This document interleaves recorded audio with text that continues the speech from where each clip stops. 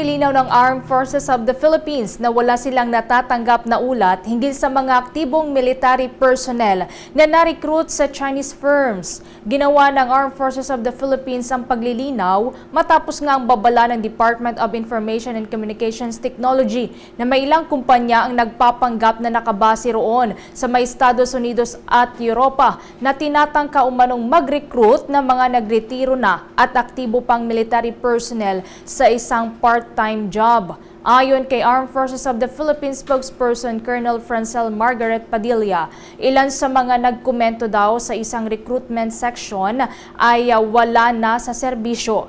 Sa kabila nito, patuloy pa rin naman ang pagsasagawa ng verification ng Armed Forces of the Philippines hinggil sa nasabing issue. Sinabi din ni Colonel Padilla na pinaalalahanan na rin ng liderato ng Armed Forces of the Philippines ang mga tropa na mag-ingat sa mga ganitong bagay. Samantala, ayon kay Colonel Padilla din, ang naturang online recruitment sa mga military personnel ay isinasagawa na noon pang nakalipas daw na Disyembre ng taong 2023.